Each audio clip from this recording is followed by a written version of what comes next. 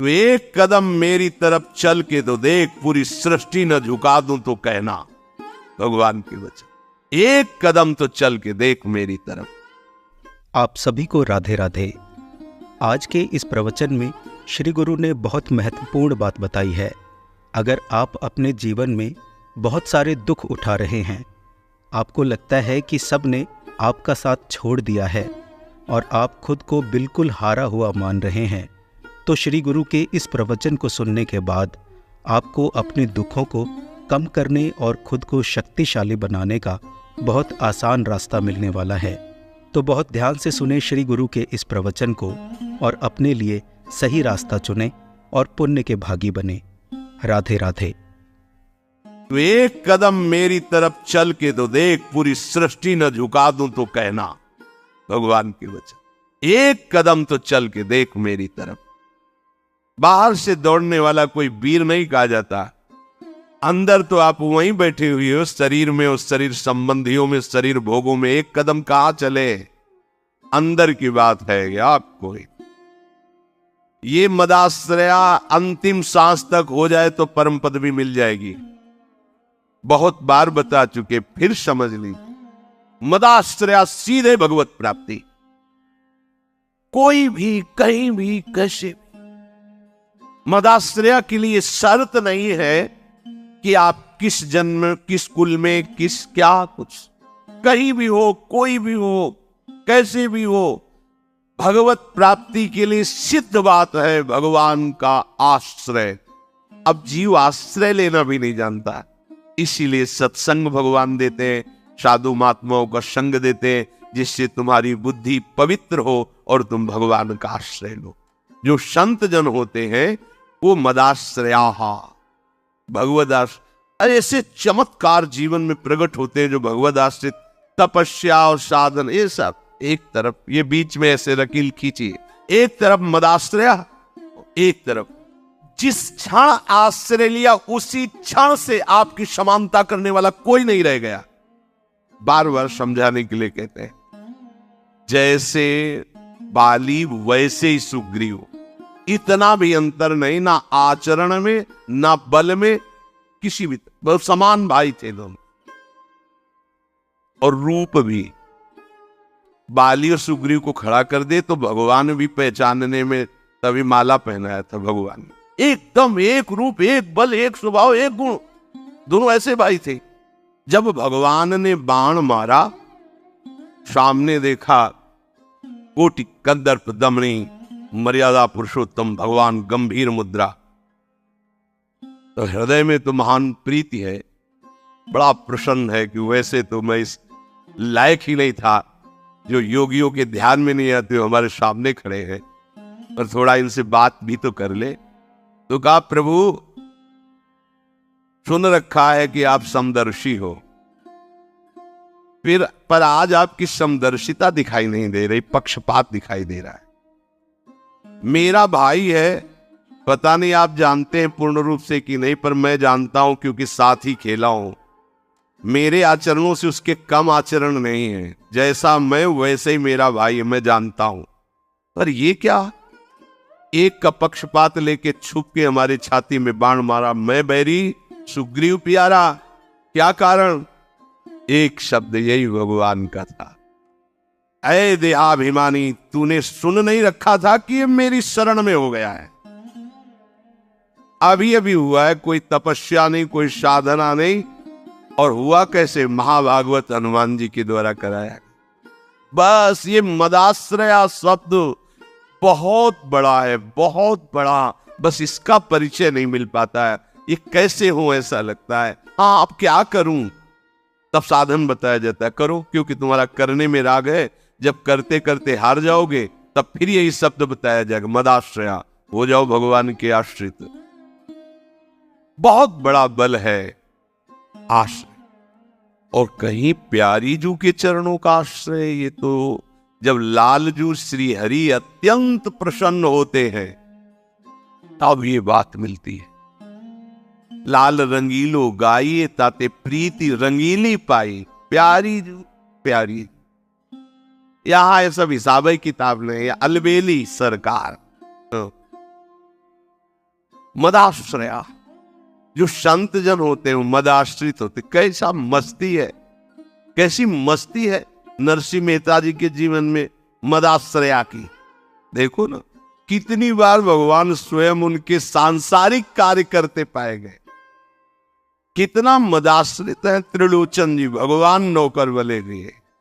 ये मदाश्रया का स्वाद ही कुछ अलग। एक तरफ साधनाएं है, सिद्धांत है, और एक तरफ मदाश्रया है, भगवदाश्रय। जितने भी बड़े महापुरुषों के चरित्र पाए गए उनमें आस बात देखी गई भगवदाश्रय। कैसे कैसे घर में दरवाजा खिड़की भी नहीं रह गए, साधु सेवा में बेच बेच के खवा दिया। पीपा जी सीता सेचरी आई, कुछ सेवा के लिए नहीं, एक वस्त्र पतली पहले वो भी उतार के बेच करके साधु सेवा में। कितना दृढ़ आश्रय है, भोजन भी नहीं, वस्त्र भी नहीं, निवास के लिए कैसा आश्रय। ये है मदाश्रया। मदाश्रया का कभी भी किसी भी तरह से पतन नहीं हो सकता। नामे भक्ता प्रणश्य, भगवान के वचन है, नामे भक्ता प्रणश्य, ऐसा मेरा भक्त। अब ये नहीं है कि ये कोई बाहरी क्रिया का वर्णन, ये हृदय का विषय है। हृदय से भगवद आश्रित हो गया, ये अंतिम बात है। आत्मशम, हृदय से भगवान की प्रियालाल के आश्रित हो जाओ। ये सब जितनी भी साधनाएं हैं ये सब यही लाने के लिए है, अहंकार असाधनों का नाश करने के लिए। लेकिन मदाश्रया सीधे भगवान को अधीन करने वाली बात। सबसे प्यारी वस्तु क्या है अगर पूछी जाए आपसे, तो आपकी दृष्टि कहां जाएगी?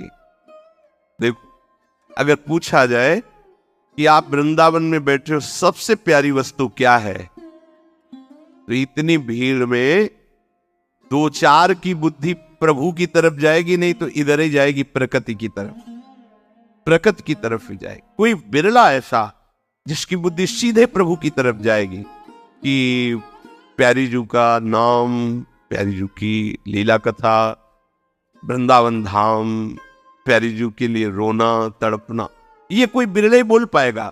नहीं, आपकी प्यारी वस्तु क्या है, तो कहीं न कहीं प्रकृति जन्य बात लेकर के वो बोलेगा, क्योंकि उसका प्रकृति का आश्रय है। और यदि प्रभु का आश्रय है तो सीधे शब्द नहीं, सोचना नहीं पड़ेगा, सीधे शब्द निकलेगा। कथामृष्टाहा, प्रभु का नाम कीर्तन करना, प्रभु का नाम जप करना, प्रभु की लीला कथा कहना, प्रभु की लीला कथा सुनना, ये सबसे मीठी बात है, सबसे प्यारी बात है। ये नशा हो जाना चाहिए प्रभु की चर्चा सुनने का, प्रभु के नाम कीर्तन सुनने का। राधा राधा सुनने को मिल रहा है, हमारे कान बिल्कुल तन्मय, राधा राधा अमृत जा रहा है हमारे कानों। जब हम बोल रहे तो हम पुकार रहे, राधा राधा राधा राधा। सोचो कितना हृदय पवित्र हो गया, जिसका ये नशा बन गया है कि अब सत्संग के बिना हम जी नहीं सकते। और यहां तक कि भगवान भी कह रहे, मद भक्ता यत्र गायन्ति तत्र तिष्ठामि नारद, जहां मेरे भक्त नाम गुण कीर्तन करते वहां मैं जरूर विराजमान होता हूं। नाम बसामि वैकुंठे, मैं वैकुंठ में नहीं हूं, जहां मेरे भक्त नाम कीर्तन करते, कथा करते, चर्चा होती, वहां मैं होता हूं। भगवान के लिए कष्ट सहना, देखो कष्ट निवृत्ति के लिए भगवान का भजन करना अलग बात है, ये अनन्य भक्ति की बात कर रहे हैं। भगवान के लिए कष्ट सहना, कोई गाली दे रहा है, कष्ट हो रहा है ना, हमें सहना है, प्रभु के लिए सहना है। रोग आ गया है ना, हमें सहना है, प्रभु के लिए सहना है। कुछ भी परिस्थिति जो हमें ताप दे रही है, हृदय जल रहा है, वो हमें सहना है, क्योंकि इसी सहनशीलता से हमें भगवान की प्रेम लक्षणा भक्ति का अनुभव होगा। अगर संसार के व्यवहार को देखो तो दुष्टता ही दुष्टता छाई है। उनको उनके मंगल की बात बताओ और वो तुम्हारा नाश सोचेंगे, कैसे तुम नष्ट हो जाओ, कैसे तुम अशांत हो जाओ, कैसे तुम भजन छोड़ दो, और वो चेष्टा कर रहे कैसे तुम भजन करो, कैसे तुम शांत हो, कैसे तुम मंगल को प्राप्त हो। तपंति विविधास्तापान, वो मेरे लिए विविध प्रकार के कष्ट सहते हैं। क्यों? ये कष्ट सहना तो बहुत ही कठिन बात है। बोले नहीं, नैतान मदगत चेतसा, जो मेरे में मन लगाए हुए उनको कष्ट सहना कोई बड़ी बात। ये खास बात प्रारंभ में इसका अभ्यास जब शुरू, बच्चा ही थे तो जैसे ठंडी लग रही, मैं शरीर नहीं हूं, वेदांत, मैं शरीर, बड़ा प्रभाव पड़ता था। नहीं ये तो भ्रम है, मैं मान रहा हूं कि मैं शरीर हूं, इसलिए मुझे शीतलता लग रही। ये तो त्वगेंद्री का विषय है, शीतलता लगना या गर्मी लगना। नहीं, मेरा स्वरूप तो इससे विलग है। इतने में ही सहने की सामर्थ्य आ जाती थी, और कहीं ये विचार करने का भी अवसर नहीं। प्रियालाल में चित्त लगा है तो सहन करना क्या बात। नैतान मदगत चेतसः, उनको कोई कष्ट इसलिए नहीं व्यापता कि मदगत चेतसः, वो मेरे में चित्त अर्पित कर दी। ये स्थिति है, ये बातों से नहीं होती है, स्थिति से होता है। जब तक स्थिति नहीं है तो केवल बता दिया जाए कि तुम्हारे अमुक रोग हो रहा है, होश उड़ जाएंगे, होश उड़ जाएंगे। भजन की बात क्या, डिप्रेशन में पहुंच जाओगे। और अगर ये है कि चित्त प्रियाजू में लगा है तो ये तो जाना तो है, ये आज या कल कभी भी बुला ले, हम तो तैयार हैं। बस फिर कोई कष्ट, सच्ची कहते हैं, सच्ची शब्द इसलिए आपको विश्वास हो जाए, जब कोई विशेष कष्ट होता है तब विशेष प्रोग्राम चलाया जाता है। जैसे होता है ना टीवी में कि भाई ऐसा प्रोग्राम चलाओ कि थोड़ी देर तो मन आनंदित हो जाए। तो जब हम स्वस्थ हैं, कम कष्ट है तो भजन करो, और जब अधिक कष्ट है तो तुम्हें करना नहीं, प्रोग्राम चला दिया गया, बस मस्त देखते रहो। प्रियाजू जितना दुलार करती है उतना बड़ा कोई कष्ट ही नहीं पैदा हुआ है कि उनके दुलार के आगे अपना प्रभाव दिखा दे कोई कष्ट।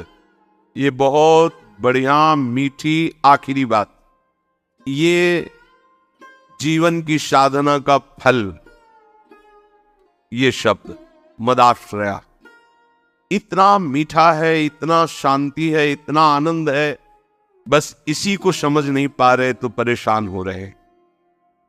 प्रभु का आश्रय ये पूरे जीवन में इसी ने चलाया है, मदाश्रया ने, इसी ने पोषण किया है, और यही हमें बेपरवाह रखा है ना प्रभु। मदाश्रया प्रभु का कोई साथी नहीं है। आप सभी ने श्री गुरु का ये सुंदर प्रवचन सुना। मुझे उम्मीद है कि आपको इसे सुनकर बहुत आनंद आया होगा। श्री गुरु के इस प्रवचन से आपको क्या सीखने को मिला वो आप चाहें तो कमेंट बॉक्स में हमारे परिवार से साझा कर सकते हैं, और आप कमेंट बॉक्स में राधे राधे लिखना मत भूलना। मैं आपसे फिर मिलूंगा एक नई वीडियो में श्री गुरु के एक और सुंदर और आनंददायी प्रवचन के साथ। तब तक के लिए आप सभी को राधे राधे।